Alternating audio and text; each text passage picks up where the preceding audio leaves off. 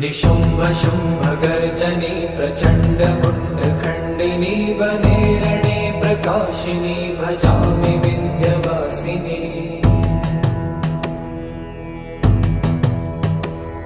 त्रिशूलमुण्डधारिणी धराविघातहारिणी गृहे गृहे निवासिनी भजामि विन्ध्यवासिनी। दरिद्र दुःखहारिणी सदा विभूतिकारिणी वियोगशोकहारिणी भजामि विन्ध्यवासिनी।